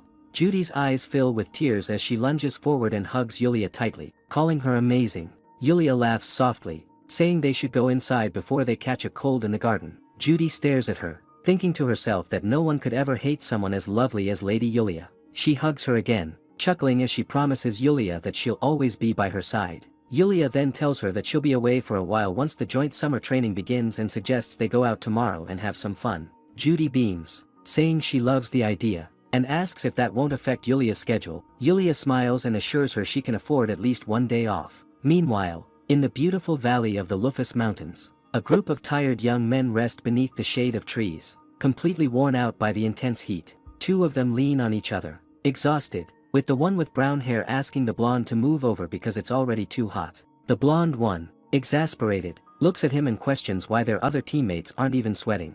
At that moment, Yulia appears, clapping her hands loudly to get everyone's attention. She instructs them to put their things in the tents and assemble immediately. The boys jolt at her voice, and the blonde one crawls toward her on trembling legs, whining that they just arrived, but she snaps at him, telling him to stop complaining and get moving.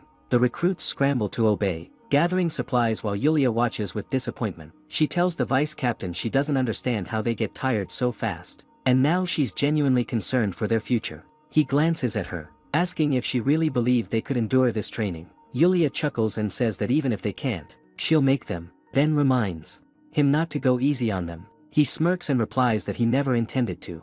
After completing the task, the recruits gather again, only to be scolded for moving too slowly. Yulia sternly says even a turtle would be faster, and their captain adds that from now on, they must assemble in under 30 seconds, regardless of rank. Anyone who wants to give up is free to leave, he adds, then proceeds to explain their endurance training. He points to the aura-infused logs behind them, twice as heavy as normal, and tells them each must take one, climb the mountain and return once they've reached the top.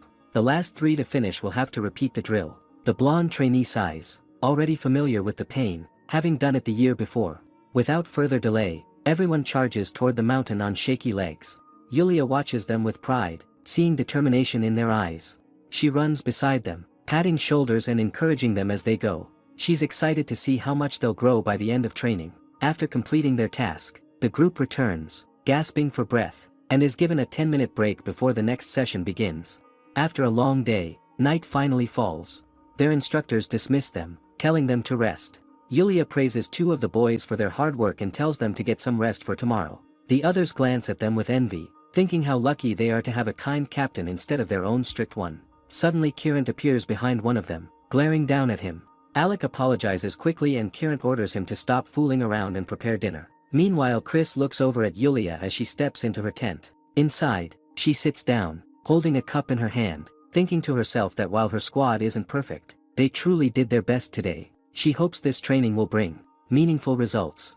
Just then, a knock sounds at her tent. Chris enters, nervous and sweating. She is surprised to see him and asks what she can do for him. With a trembling voice, he says he's here to apologize for having offended her earlier. She tells him there's nothing to forgive. She's already forgotten it. He flinches slightly at her reaction, then hesitantly lifts a sword, saying it's a small gift as an apology. She sighs, telling him it isn't necessary and that he can take it back, but he insists, saying it would sadden him if she refused. His hands are shaking, and after a pause, she accepts the gift, lifting the dagger. She notes that it's a very valuable dragon. She reminds him that she once told him to stop being so tense, smiling as she tells him to leave. As he exits the tent, he bumps straight into Kieran. He bows deeply, quickly apologizing again. Kieran thinks what a strange guy and notes his vicious energy. He is getting a bad feeling about this.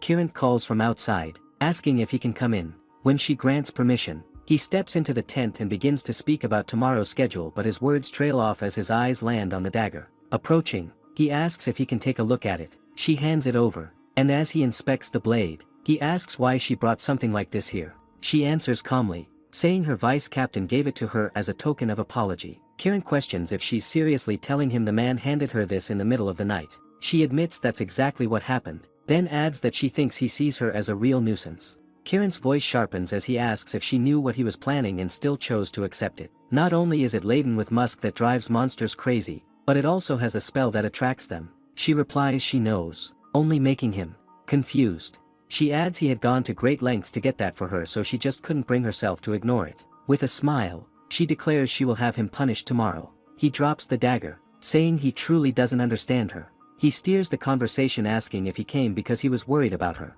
but he replies he is only here to talk about tomorrow's training. They are planning to hunt for monsters in Area C, but he thinks it would be better for the Winter Guard to stay in Area B. Lupus Mountain is divided into 3 training areas. Area A is the safest area with barely any monsters. Area B is rugged and frequented by monsters. Area C is the highest part of the mountain. It is where the strongest monsters reside. Only those with a permit from the Empire are allowed to enter. He taps at the location on the map and suggests how about they repeat the training they did today in this area. She asks if the Black Lion Guard would be training in Area C. If so, she wants to go with them. He asks if she is sure with that. She nods, replying not to worry, they won't hold him back. He lets her know she may be able to withstand it, but the members of her guard could end up dead. Is she willing to risk that? She replies that a knight doesn't avoid a fight for fear of danger. If the knights of the Winter Guards die there, then she supposes that is just their fate. He sighs and hopes they won't have to hold any funerals during their training. A sudden noise cuts through the air, interrupting them. She immediately rises, grabbing the dagger with swift urgency, and remarks looks like things are about to get started. Kieran draws his own sword without hesitation. She warns it is going to be harder to fight since he touched the dagger. He replies he knows. She raises her sword, noting it looks like all the monsters on the mountain are here. She doesn't think they will even need to get to Area C tomorrow. Her head snaps around when someone calls out to her. It's Zeke, caught in the grip of a monstrous creature. But in the next moment, he slashes at it and breaks free, landing on his feet. Without wasting a second, she commands everyone to assemble and prepare for battle. Meanwhile, the vice captain finds himself under sudden, vicious attack from the monsters. Confused as to why they're targeting him, he had already thrown away the glove he used to handle the dagger, so why were they still coming for him? He yells at them to stop chasing him and to follow the original scent instead. But then a chilling realization strikes him. A shudder runs through his body as he recalls how she had patted him on the shoulder earlier. That must be it. That's how the scent transferred. Later, he stumbles back to camp, thinking he barely escaped alive. By now, the captain should be his thoughts cut off and his steps falter as he takes in the scene. The captain and Kieran sit calmly atop a heap of defeated monsters. She looks over at him and simply says he made it. Chris, shaken, asks if she understands what really happened, why the monsters attacked. But before he can say more, she steps forward and smacks him hard across the face. She snaps thanks to him and then drives her fist into his stomach, causing him to double over. She says that is her gift to him. Did he really think she wouldn't figure out what he did to the dagger? She doesn't care if he hates her, but he put his fellow knights in danger just to shame her, and he still calls himself a knight. She draws her sword and levels it at him, announcing she hereby strip him of his rank as vice captain and she will be incarcerated for the crime he committed. Later, Alex steps up and informs them with a smile. They buried the monsters in the ground like he ordered and finished moving their tents. The other knight asks the captain, where should they keep the horses? She replies he can tie them to the fence they put up by the creek. Now that she thinks about it, she thinks she knows this area. She turns to Kieran and asks if he would like to walk with her for a bit. There's something she would like to show him. He lets out a sigh and asks what is it now? She points at a nearby distance and claims it is just right over there. As he walks beside her, she gradually moves ahead, leading the way. He notices how sure-footed she is and remarks that she seems to know her way around these parts. She replies that she used to come here often. Eventually, they stop beneath a large tree, its leaves gently rustling in the breeze. She gestures forward and tells him to look ahead, that this is what she wanted to show him. His eyes widen as he takes in the breathtaking view that stretches out before them. She turns to him with a small smile and asks what he thinks. He admits it's not bad. She points out he helped her again today and wants him to think of this as her way of returning the favor. But he simply says he was only doing his duty. With a teasing smile, she asks, is he always this kind? He replies he wouldn't say he was being kind. She blinks at him and remarks he must be quite popular with the ladies.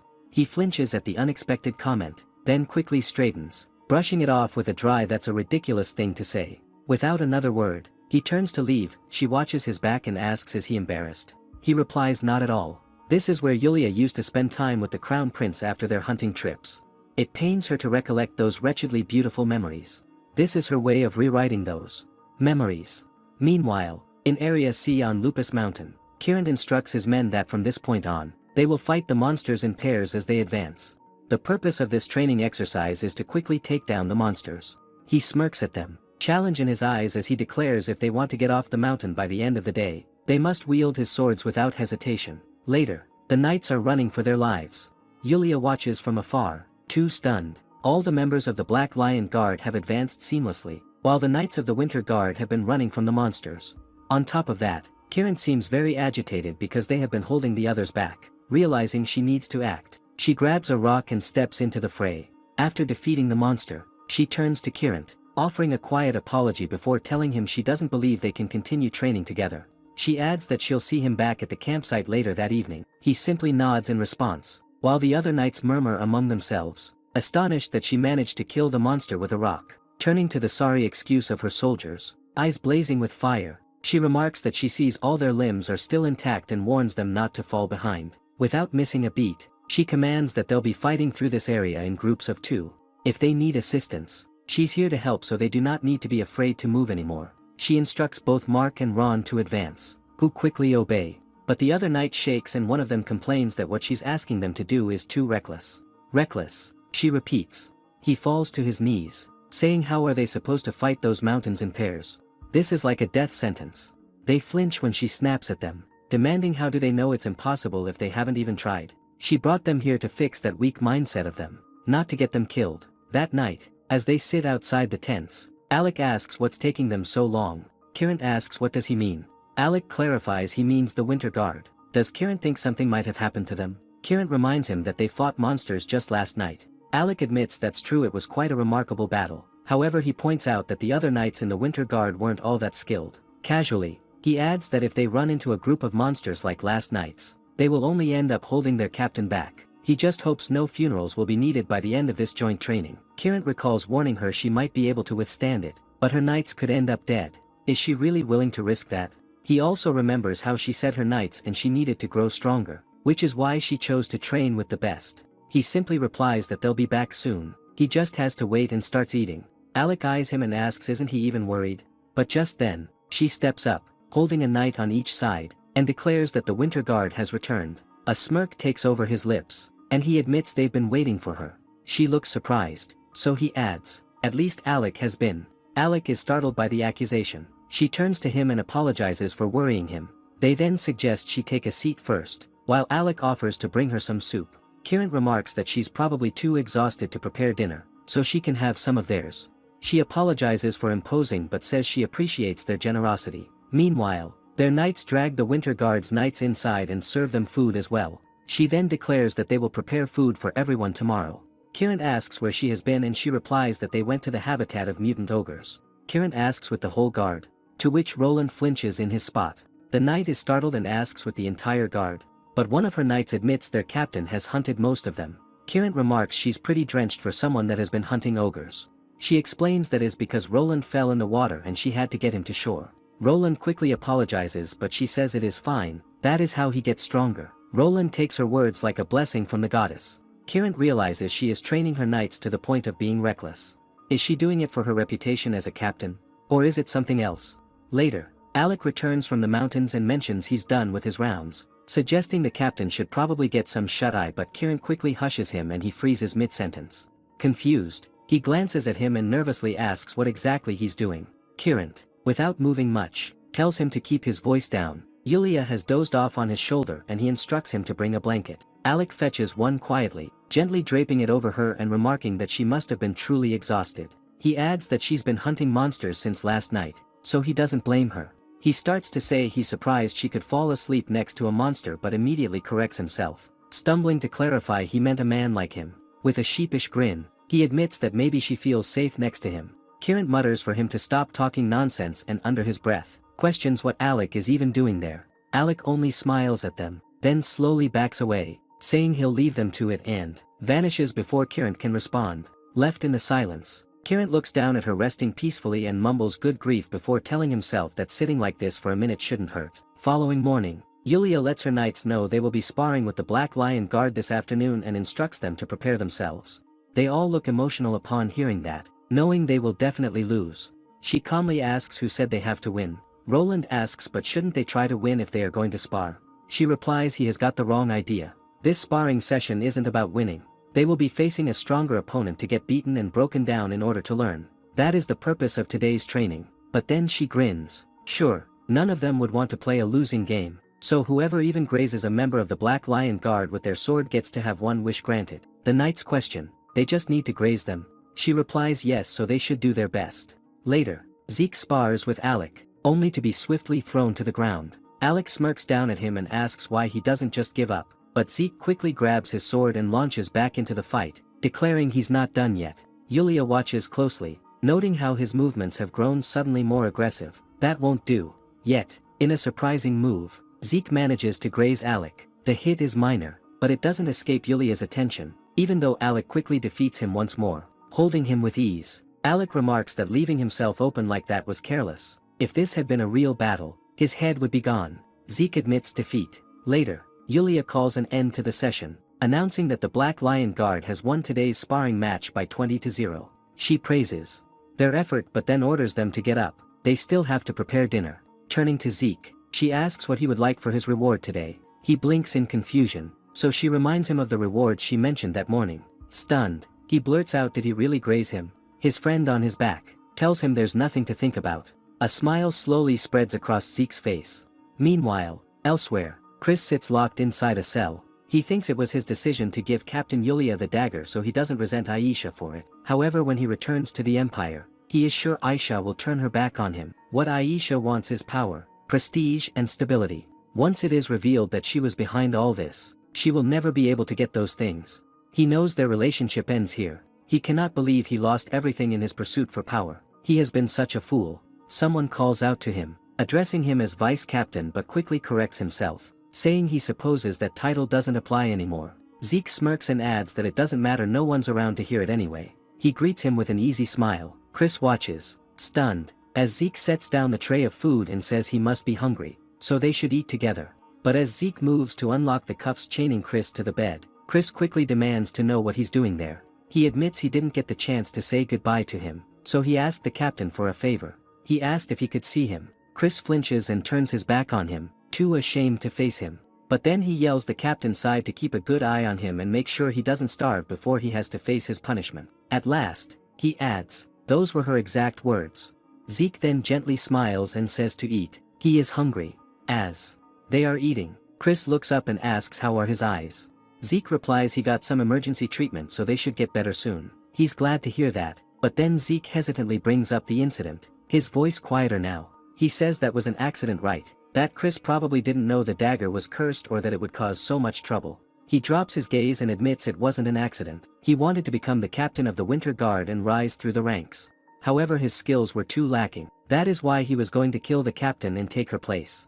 A shudder runs through Zeke as he questions he was really going to kill her. He replies that's right and apologizes that his greed has caused him pain. Zeke screams at him to apologize to the captain. He clenches his fist and snaps. If he knew he was being saved by such a cruel man, he wouldn't have followed him with his life. Tears stream silently as he stares ahead, his voice cracking as he questions what is he supposed to do now. Back at home a few days later, Yulia settles into her large bath with a content sigh.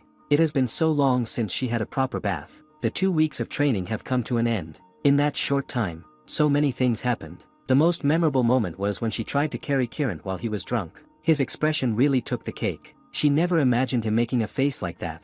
By the end of the joint training, all the members of the Winter Guard were able to endure sparring with the Knights of the Black Loyal Guard. When she thinks back on how they howled and cried at the beginning of training, she realizes how long they have come.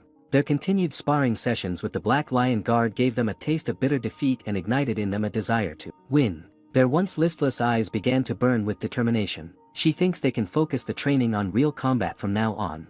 On the last day of the joint training, Zeke secretly left his tent to meet Sir Chris, but as he makes his way through the camp, he comes across Yulia, standing beneath a tree. She asks where he's off to.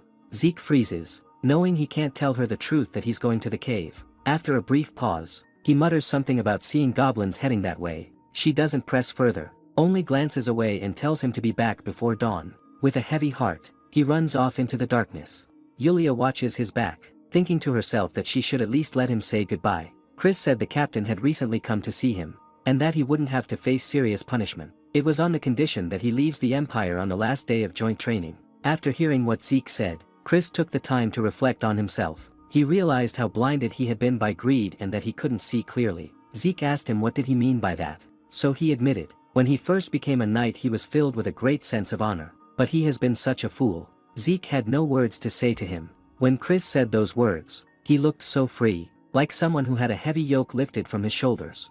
He knew he would never get to see him again. Later, over tea, Pascal says he heard about what happened with the vice captain and she dealt with him quite generously. Yulia replies she thought that if she were too harsh, the other knights might lose their morale. After all, he was like their brother. Also he would have become captain if it weren't for her.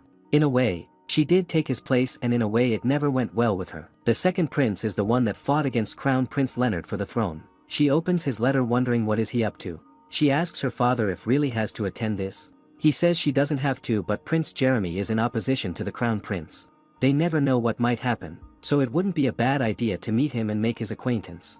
She places the letter back and says if that is the reason she won't attend. Like she said, she wishes to protect not just the imperial family, but herself, the people, and the empire itself. He clears his throat and replies he understands. He will come up with some excuse for her. She should go and get some rest. Aisha hears some knights talking about Yulia.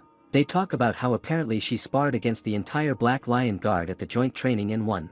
A wave of anger surges through her the moment she realizes the woman is still alive. Her anger then shifts towards Chris, calling him an utter idiot. He couldn't do one thing right. Lost in thought, Aisha bumps into another lady and snaps at her, asking if she's blind and telling her to watch where she's going. But she immediately falls silent when she notices it is Ginger. Ginger quickly looks away and murmurs an apology, explaining she hadn't been watching where she was going.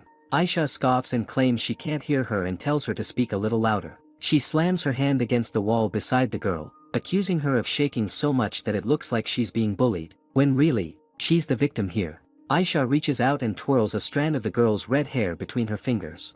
She mutters that now that she thinks about it, didn't she say that if she ever saw her again? She gives the strand a sharp tug, as she reminds her that she'd promised to take her lousy red hair and chop it off. She suggests that maybe being such an esteemed noblewoman, Ginger thinks she's being funny. The girl pleads softly, asking Aisha to forgive her. Just then, Yulia rounds the corner and catches sight of the scene and quickly asks what Aisha is doing over there. Aisha thinks to herself, speak of the devil. She tells Ginger she's letting her off today. Then she faces Yulia, her smile widening as she politely asks how she's doing, adding that she must be Lady Yulia. She lies easily, saying she was just having a chat with a close colleague and questioning if that's a problem. Yulia doesn't return the smile. She states that they need to get something clear. She's not here as a lady but as captain of the guard, and expects the respect due to a superior officer. Aisha thinks look at her, making a big fuss over nothing. Out loud, she apologizes sweetly, claiming that Yulia is just so young and beautiful that it's hard to see her as a knight. She then casually says there is a rumor about her. They say she won a sparring match against the entire Black Lion Guard. That is a preposterous lie. Yulia wonders if she is talking about the sparring match requested by the Black Lion Guard in return for doing the joint training together. Aisha leans in closer and asks if she spread such a cowardly rumor to uphold her position as captain. She doesn't know what tricks she played to get the Black Lion Guard on her side, but she really should be careful. Yulia asks what is the real reason she's saying this to her. She tilts her head and repeats the real reason. She's just warning her, one woman to another. A real bad rumor could spring from all these false stories about her. She smirks and adds, wouldn't that be such a shame? This time, Yulia returns her smile and chips, so that is what she is talking about. Aisha's expression darkens the moment she realizes Yulia just laughed. Even in the past, Aisha, who was prone to jealousy, tried to pester her all the time. Despite her change in appearance, she hasn't changed one bit. At least she's pretty consistent. Yulia finally says to return the favor. Let her give her a little lesson too, and turns around telling her to come with her. Yulia leads Aisha to the Imperial Guard sparring hall and tells her to draw her weapon. Aisha scoffs, accusing her of turning the lesson into nothing more than a show of force. She warns that if a member of the Imperial Guard were to be injured here, it wouldn't reflect well on Yulia's position either.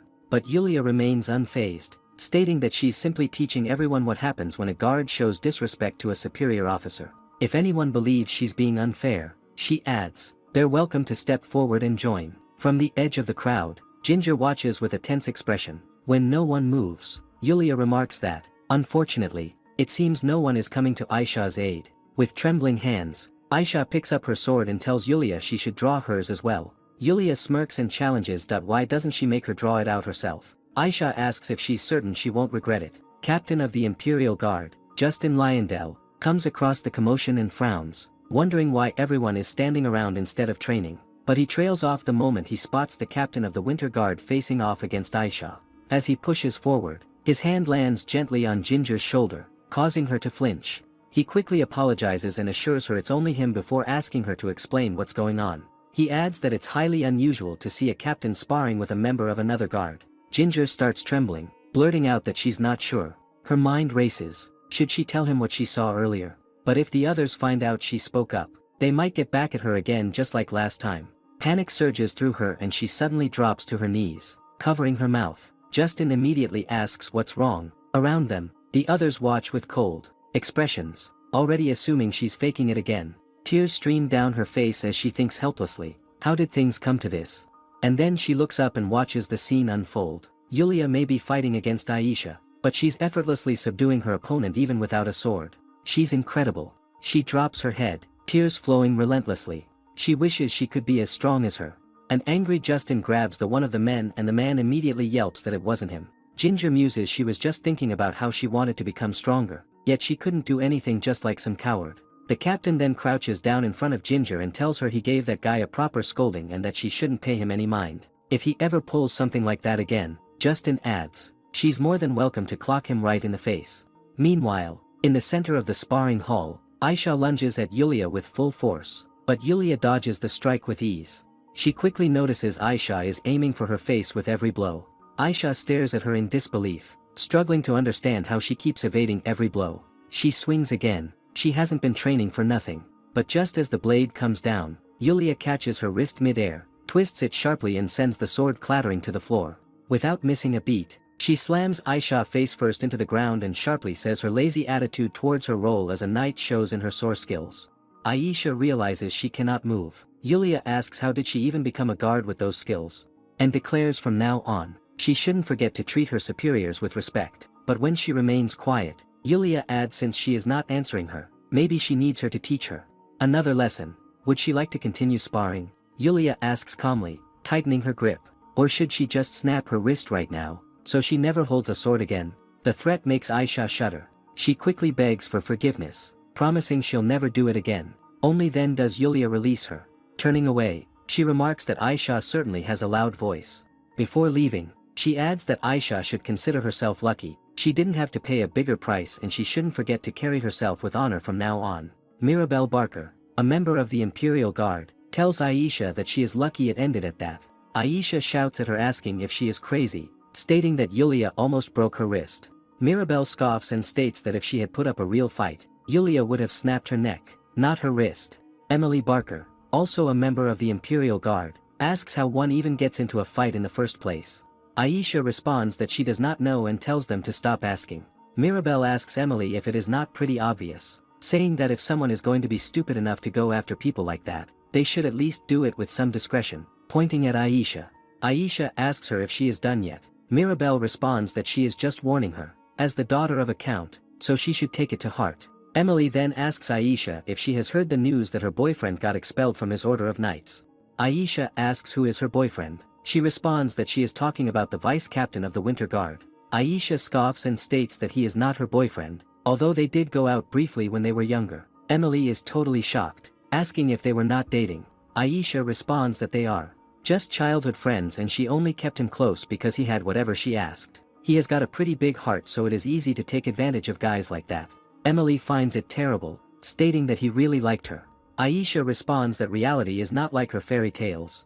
She asks why he got expelled. They do not know, as the captain ordered the other members not to talk about it. She thinks that he must have given her the dagger. If Chris had told the captain about her involvement, she would have been punished too, but Yulia did not seem to know she was behind it. She smirks and deep down thanks Chris for keeping it a secret. She then asks Mirabelle about Ginger's whereabouts.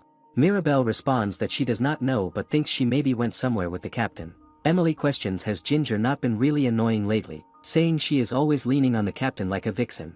Aisha starts to laugh like crazy, finding it unbelievable. She then realizes it is right that Emily has a crush on the captain. They think they will have to make Ginger pay for batting her eyes at him. Emily questions if she should call her over. They respond immediately. The crown prince is walking with Yulia and states it is such a fine day. It feels like this moment was prepared just for her.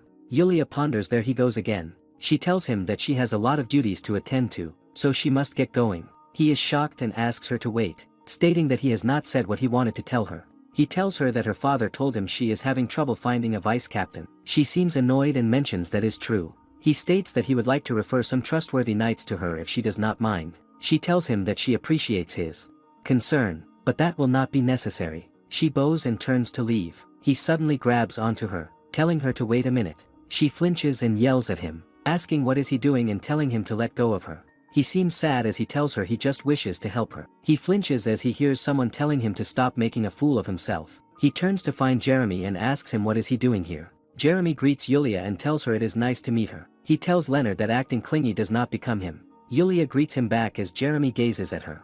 Leonard asks Jeremy to stop staring at her like that, but Jeremy covers Leonard's mouth and asks Yulia if they have not met before. He holds her hand and states he heard what happened from House Rosenthal. He tells her that it would be wonderful if she could attend their ball and brighten the event, and it is too bad she has a prior engagement. She tells him that she is sorry, but she does not like balls very much. He responds that she does not have to apologize. He snaps his fingers and a maid with flowers steps forward. He grabs a flower and asks her if she likes flowers. She takes it and her eyes fall onto Kieran.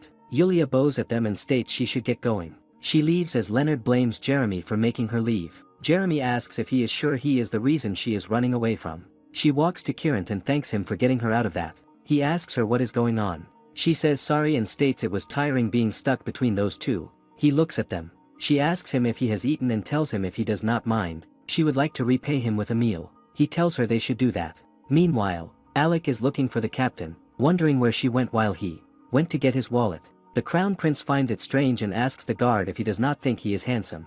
The guard is taken aback. He repeats the question, asking the guard again if he is handsome. The guard responds that of course he is handsome. He is the most cherished hope of the nation. How could he not be a sight to behold? The crown prince stares at him for a while before he smiles and supposes that he is right. He wonders then why does Yulia keep pushing him away. He then thinks that he has heard some women feel overwhelmed by handsome men. Perhaps being too amazing can be a disadvantage at times. He then stares at Cion. Cion flinches looking back at him. Cion tells the crown prince that it has been a while and asks how has he been. The crown prince asks him what brings him to the imperial palace. He responds that it is the anniversary of his mother's death and he was summoned by his majesty. The crown prince realizes that must be today. Cion's mother was his father's sister, Princess Irina. Every year, before the anniversary of her death, father always summons Cion back to the palace. It is a way for him to celebrate his sister's life but also to remember his late sister through Cion. He always knew father deeply cared for Aunt Irina. Cion asks him what is wrong. The crown prince is aware it is just cruel to try to replace her with her son. The crown prince responds it is nothing and turns around. He mentions that it must be tedious for him to come to the palace every time, stating that perhaps he will have a word about it with father.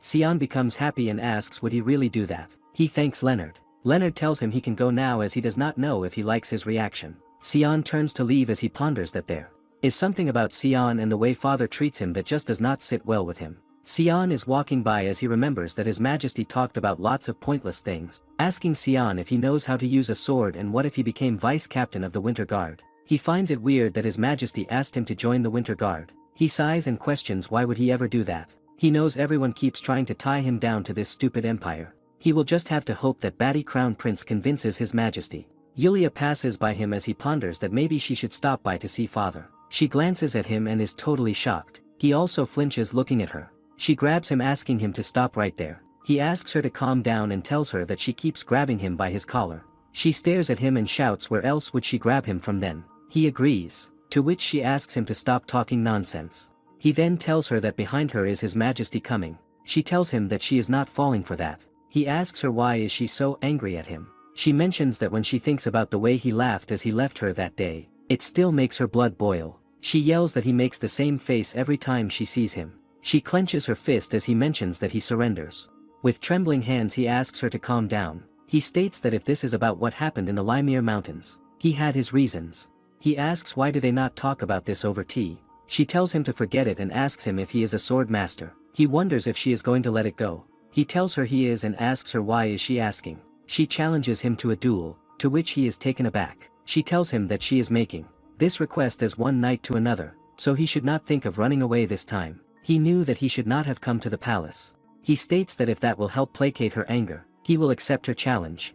She tells him that is good and asks him to follow her. He is stunned that they are supposed to start right now. She tells him she would not have it any other way. He struggles to keep up, knowing that he is very tired at the moment. She tells him that he cannot go back on his word now and questions how can he call himself a knight. He mentions that he is not even a knight. The Duke notices them and asks Yulia what is all this commotion about. Cion is shocked to find out Duke Rosenthal is her father. He asks her to let go of him and that it is a big misunderstanding. She tells him that he should not even think about it as he is just trying to run away like he did the last time.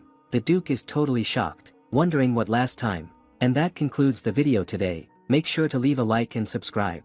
Leave a comment if you want another part.